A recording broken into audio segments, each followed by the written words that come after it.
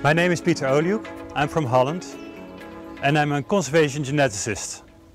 I'm specialized in how to preserve small populations. So you can think of animals in the zoo or dog breeds like the Leonberger. I had Icelandic sheepdogs myself when I was young, a typical example of a small population. And today what I'm going to do is all that I learned during my life as a researcher and as a zoo advisor. I'm going to talk about what happens in dog breeds, because dog breeds is an example where genetic diversity is lost in a very high rate. The genetic erosion, so to say, is really high. So I'm going to emphasize on that a lot, and I'm also going to talk what the consequences are of such a loss of diversity.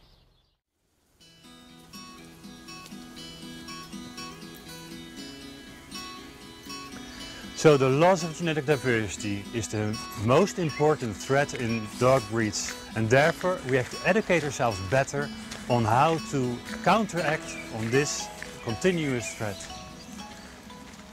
I'm going to talk about what it means to have and to lose genetic diversity, and I will use the example of the Icelandic sheepdog. When we're talking about conservation, it's also important to understand what you want to conserve.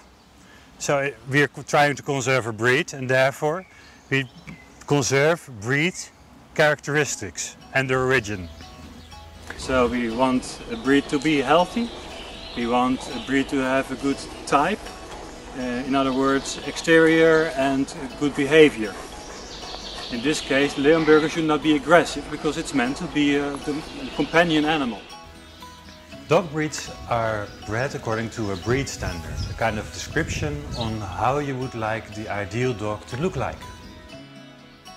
A breed should not only be an animal that looks in a specific way, but it should also be an animal that is originating from a specific source. And in this case for the Leonberger, it's what Heinrich Essig selected as the original founder stock of this population. And those animals are called the founders.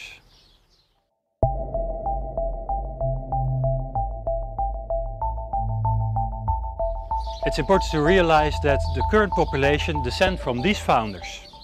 So an entire population can only descend from the founder animals. Within this population there cannot be more diversity than there was in the original founders. For that matter, if you start with 100 founders, it's 10 times better than if you start with 10 founders, for example. So if we want to conserve a breed, we are looking at conserving the original founders as selected by Heinrich Essig. And those founders had some unique genes with them. And our job is to, as breeders, should be to preserve, among others, to preserve those genes. So we want a breed with specific characteristics. We want a breed that descends from these original founders. And there's one aspect more, often forgotten, but we also want to be able to improve the breed, to be able to achieve a better breeding goal, so to say. So dog breeds are a closed population, and you have limited genetic material, so to say, available.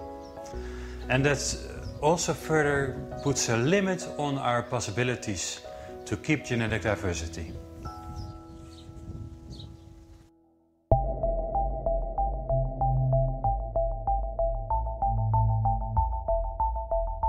Now I'm going to present the history of genetic diversity in the breed. And if you remember from what I said before, the genetic diversity can never be higher than the diversity present in the founders. So if you, for example, we start here with the Icelandic sheepdog, we started with 20 founders. So in the early days, the genetic diversity of the entire breed was about 20. And as long as they all more or less breed, it would stay 20 over time. In fact, it was not the case. As you can see, the line goes down. So while we started with about genetic diversity of 20, already in the beginning there's a steep a decline of diversity going back to about 10. So that means that the population in those days could be restarted with about 10 unique animals, and you would come up with the same genetic diversity. If you look at the Icelandic sheepdog today, you can see at the end of the graph that the number of animals, if you would express the genetic diversity in number of animals, it's now about 2.5. So if you would start over, you would need 2.5 founders to get the diversity of the current population. So that's actually quite low. Instead of the original 20, we are kind of down now to 2.5. Here is a graph where you can see the population in family groups. And one family group is a group of animals that are highly related to each other, like a family. So each family group, within each family group, animals are more related, and among the family groups, related is much less. And what you can see within the Icelandic sheepdog is that there is one huge family group, so animals that are all highly related to each other. This group actually consists of different countries. In this group we can see Norway, we can see Sweden, we can see a little bit of Iceland, and we can see Finland and Denmark. All in one family group. So the idea that a country is itself a family is not necessarily true. It might be for some breeds, but for sure not in the Icelandic sheepdog. But also in the case of the Leonberger, we know that there's not one separate group per country. Also here the lines are spread over countries. And during the last decades, with all the import and export of or studs or puppies, this mixing between countries increased, and therefore you cannot say that there's one separate line per country anymore. The thing was that on paper you cannot see this. On paper you don't see that those dogs are related, because the relationship is much higher in the pedigree, and I will come back to that later in this talk. In nature, almost any animal that can breed will breed. This means that in each new generation, almost all the genes are mixed together and passed on. But in pedigree dog breeds, it is quite a different story. Unlike in wild populations, or with endangered species in zoo populations, in the dog world, a breeder will select only a few dogs from each generation to breed from. Maybe 1 in 10 puppies on average will breed. In the case of males, it is fewer still. Maybe only 5% of males will sire the next generation. This means that in each generation, there is already a dangerous downward spiral taking place, and genetic diversity decreases dramatically with each successive generation. This is the opposite of the approach taken by conservationists who are trying to preserve endangered populations. Here, every effort is made to breed from the maximum number of distinct individuals in each successive generation, so that we may preserve as much of the overall diversity as we can and save the species. If pedigree dog breeds are also to be saved, then breeders must start to think in the same way those conservationists do. They must conserve the genetics as much as possible. So now let's focus on some zoo populations. I investigated some zoo populations, now present here 3. And you have to imagine that zoo populations started also with collecting founders, but nowadays it's very difficult to find new animals, especially for the endangered species. So the zoos kind of have to deal with the material that they have. And therefore zoos are very protective towards their genetic material. And they manage their genetic diversity as well as they can. Here I'm going to present 3 populations. It's the world population of each species. So there are about more than about 1,500 cheetahs in the world, and all zoos in the world that are bred and kept in captivity within zoos. And they represent the diversity of about 60 individuals. So their genetic diversity is, I would say, 60. Then we have the bonobo. It's this smaller chimp animal. They are only about 200 animals in zoos, and they represent with each other about 21 unique individuals, so to say. Genetic diversity of 21. And there's the red panda, also known as the firefox. And this animal, there are about 550 individuals in zoos, and they represent about 18 unique individuals. Genetic diversity of 18. So now that you have a kind of idea about some species, now let's look at some dog breeds. Again, we are presenting here data of global populations, so all dogs are included per breed. And if you look at the Lancashire Heeler, they have population more than 3,000 individuals. The genetic diversity is only 5. So that's much lower than we could see in zoo populations. So while the population size is higher, we only represent 5 individuals. For the Icelandic sheepdog, with their 2,000, now about 3,000 individuals, they have a genetic diversity of only 2.4. The Toller, also known as the Nova Scotia Duck Tolling Retriever, though the population is really high, over 25,000 individuals, those whole population only represents 2 animals in diversity. And the Wetterhoen is even lower, and the Saarloos Wolf dog, it's a Dutch breed which originates from a crossing from a German Shepherd and a wolf, could only be restored by 1 individual, almost unimaginable. So while you have a population of 800 or 2,000 individuals, like with the Wetterhoen, they only represent 1.3 or 1 dog. And that is really low. So, now considering the breeding history of the Leonberger, it's a fair question to ask, what is the genetic diversity within the Leonberger population at this moment?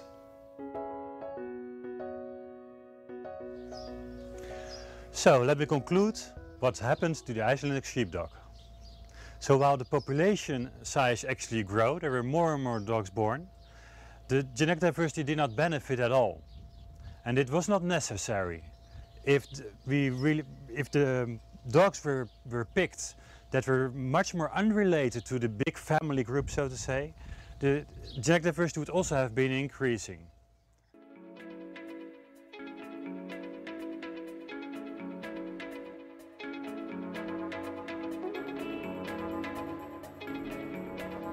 Till now I've been talking about genetic diversity, but there's a strong correlation between genetic diversity and inbreeding.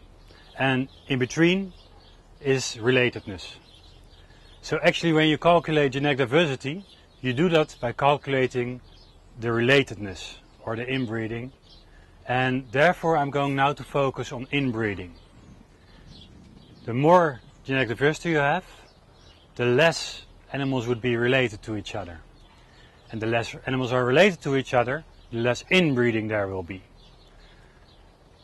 Therefore, the inbreeding is a kind of way into looking at genetic diversity. But it's important to realize that inbreeding is not the cause of the lack of genetic diversity. It's the opposite. Lack of genetic diversity creates inbreeding. So now let's focus on inbreeding a little. I'm going to show you an example of an animal that is inbred to its grandfather. And if you would have to guess the inbreeding of this animal, well, it's half of a full brother sister mating, which would be 25%. This is 12.5% inbreeding in this case. So what would happen, and I'm going to give you the next example, if an animal would be not inbred to its grandparents, but its great-grandparents instead. So here is male Y, and male Y is inbred to its great-grandfathers 4 times. So now the question to you is the inbreeding higher or lower than 12.5%? You would say it might be higher because it's inbred 4 times towards its parent. But you could also argue that the inbreeding would be lower because it's a generation back. Well, actually both are true. So they cancel each other out, and the inbreeding of male Y is exactly the same as for female X. It's also 12.5%. Now we go to a third example, and this female Z, you can see, is actually a combination of male Y and female X. So you cannot even really say it's a half-brother, half-sister mating anymore, but what you can see is, for this animal, at every grandfather end of the pedigree, it's the same male F there again. And now it will not be a surprise that the inbreeding of this animal is also 12.5%. So imagine we have 2 parents, 4 grandparents, 8 great-grandparents, 16 great-grandparents, and if you continue to, for example, generation 11, there will be over 8,000 parents there. We know that the breed started with only 20 animals, and that became more or less 10. So the actual inbreeding of what happens generations before adds to the inbreeding as we can see it now. And if we realize that, you understand that what happened in the generation between also has an effect. So if you have a popular shire that was used a lot in the generations after the founding generation, this will also increase the inbreeding. This will accumulate and accumulate and accumulate. And that makes the inbreeding in the current population often very high, the kinship is very high, and therefore the genetic diversity is very low.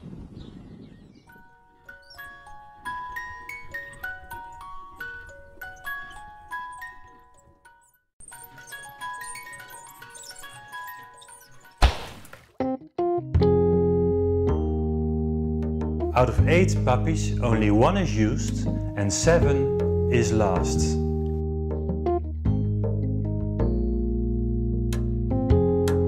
Only 15% is actually used in breeding.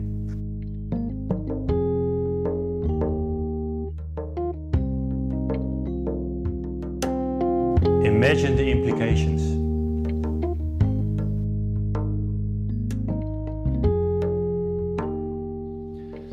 So, now that you realize that the contribution of inbreeding of founder animals or popular shires is very strong on the current population, though they might be many generations back, you might also immediately realize that calculations of inbreeding should always be done including all generations.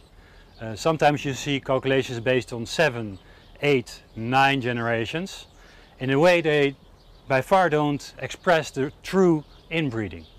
And this is an important point to remember. I even did research on this, and what I found is if you calculate inbreeding on 7, 8 or 9 generations, the numbers that came out are actually more or less even similar, which might give you the fake impression that it doesn't really matter to go further in the number of pedigrees that you and the number of generations that you include. But this is not true.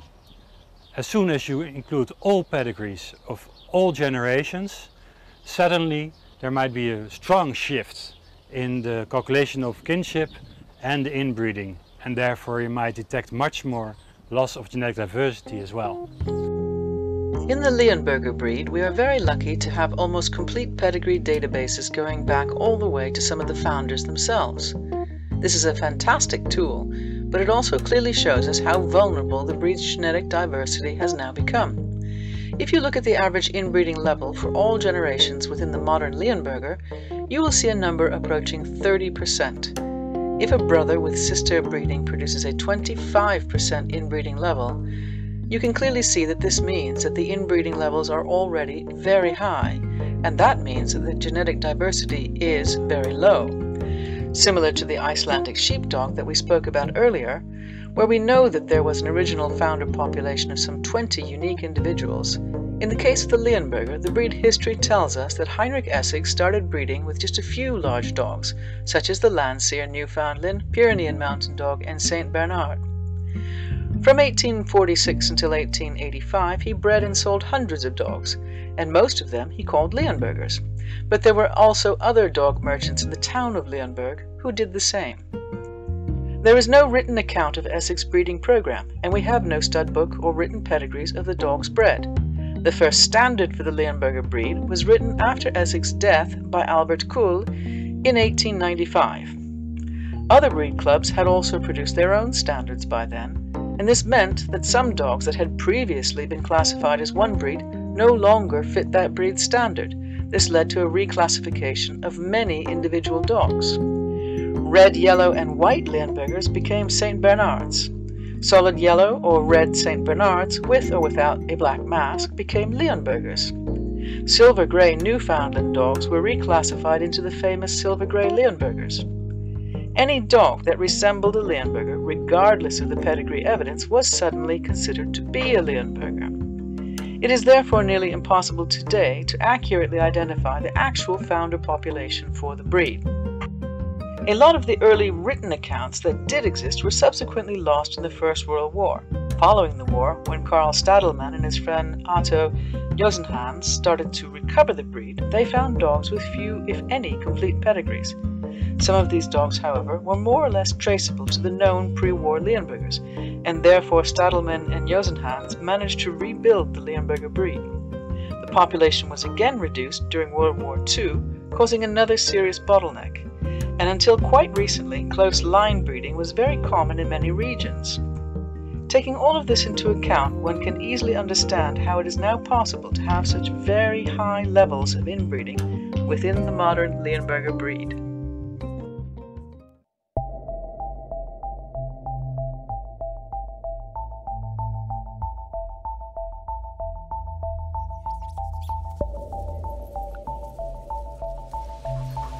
So now that I talked about how genetic diversity is lost, I'm going to talk a little bit more about what the implications are. There are actually three problems with the loss of genetic diversity. And the first one is that as soon as you lose genetic diversity, it might be possible of some specific genetic disease to surface. So we know that there are about 600 genetic diseases possible in dogs, and probably there are even a lot more. This is not really a rare thing because even in humans there are even much more diseases known.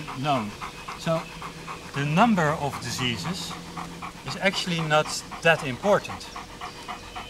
In fact, every person or dog has about 5 genetic diseases with them.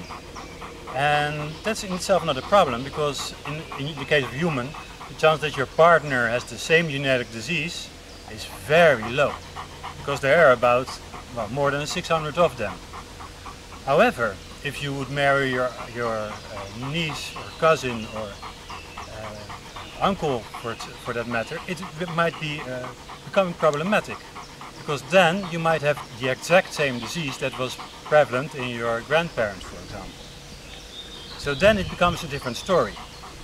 And like I explained, with the inbreeding, increase of inbreeding in populations, the problem is that every animal is already more or less brother and sister, even if you don't see that on the pedigree, but the inbreeding in higher regions might make that happen.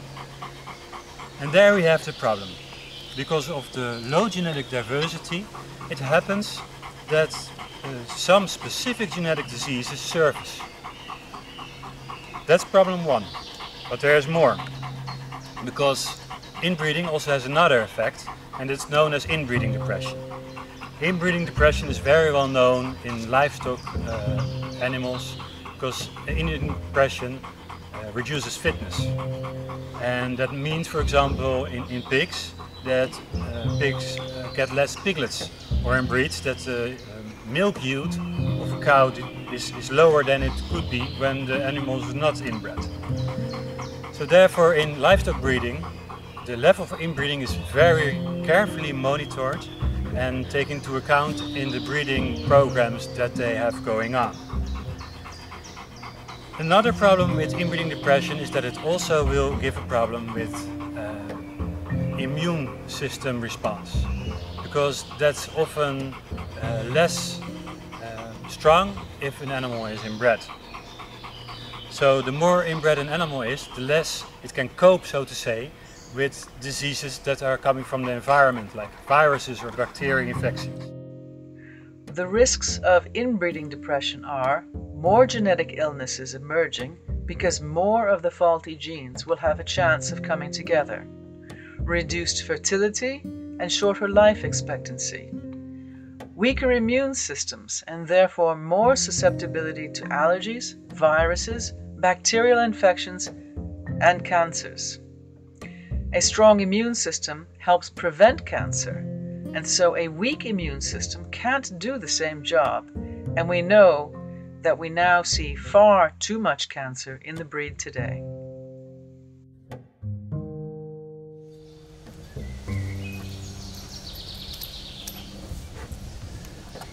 There's a third problem with the lack of genetic diversity, and this is a problem that is seldomly mentioned. But without genetic diversity, actually there's no way to improve your breed. As soon as you want to improve your breed, you need genetic diversities, in other words, you need the genes to be able to do this. Without genetic diversity, a breed would look the same generation after generation after generation. But the opposite is also true. The more diversity you have in a population, the quicker you get to a breed as you like to see it. And the more diversity you have, the more easy it will be to select in favor of traits that you like. So, in other words, the more genetic diversity you have available in your gene pool, the faster you can actually also reach your specific breeding goals.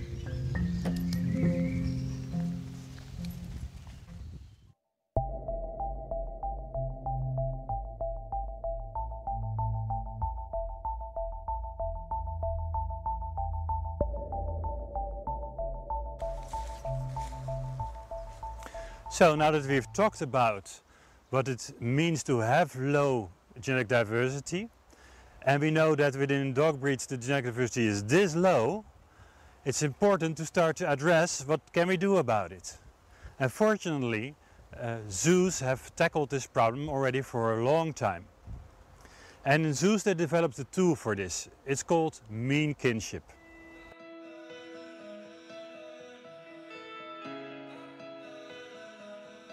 Let me explain first how it's even possible to increase genetic diversity, because there's almost no literature, for example, about this topic.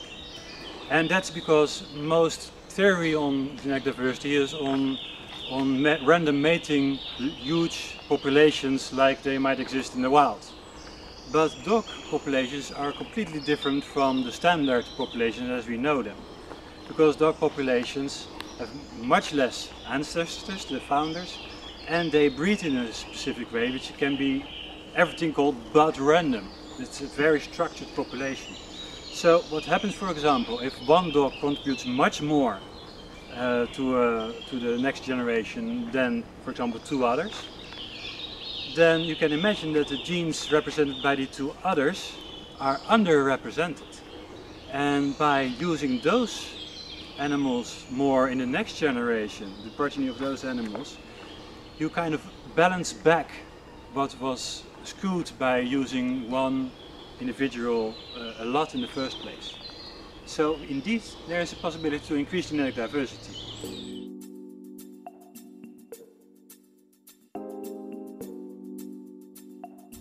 Popular sires are a big problem in breeding today, because it also means that many other dogs are not used. So rather than using one sire for many litters, it would be much better if many sires father just one or few litters.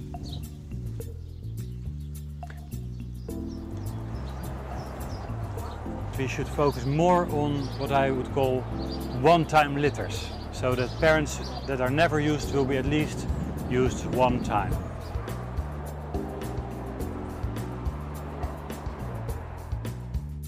And actually this is the way, one of the most important ways, to make sure that genetic diversity is kept high in the population.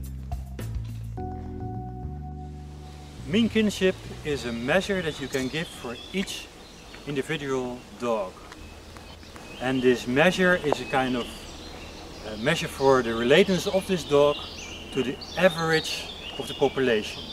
An average relatedness, or in other words, mean kinship. The more an animal is related towards the population, the less it would contribute to the population, because apparently those genes are already in the populations. So what we want is the animals that have low mean kinship, because low mean kinship means they're unrelated to the population as a whole, and they have a lot to contribute. And this contribution might increase the genetic diversity of the population as a whole. So in order to give a better perception on what mean kinship means, let's start with a metaphor. And in the metaphor, picture yourself a population where in the middle there's a high concentration of highly related animals, while at the rim we have more unrelated animals. And if we would keep on focusing on those highly related animals, what's at the rim would fall off. So what we need to do is put those animals at the rim more in the middle. Start to breed with those animals as well, so that their contribution will also be represented in next generations and the genetic diversity will keep on being high. Mean kinship is not the same as the coefficient of inbreeding. Coefficient of inbreeding tells you how likely it is that an individual will inherit identical copies of the same gene from both the mother and the father. Mean kinship tells you whether an individual will contribute genes that are already commonly found within the population, or instead, if they can give a more valuable contribution because the genes that they carry are less common. So, in order to calculate these mean kinships, it's important to have good pedigree data. That's the way how we can deal with it. And this pedigree data we have to get in 3 steps. The first step is to assemble everything in one data set. We have to connect, for example, for some breeds, we have to connect the data set of France, Germany, Iceland, of Scandinavia as a country, for example, in the case of the Icelandic dog, into one data set, so we can find all connections of all current populations towards the founder generation. And this is very important, because we know founders and their offspring might already have a huge impact on the outcome of the entire inbreeding level and genetic diversity of the entire breed. And fortunately, the Leonberger is in a situation that they do have this data set. Then the next step should be done. The next step is to identify all the, so to say, orphans, the animals from which we don't know what the parents were. And those are in 2 categories. We already talked about founders. Often their parents are not known. This is not a problem. The problem lies in the animals that we don't know the parents of, but we know they descend from one of these founders or their progeny again. Because if you don't correct for that, they might think those are founders as well. And this has a significant impact of the entire calculation of mean kinship. And you might favor animals with low mean kinship animals that actually not have a mean kinship, only look unrelated because we don't know the parents. So that's step 2, we identify the parents.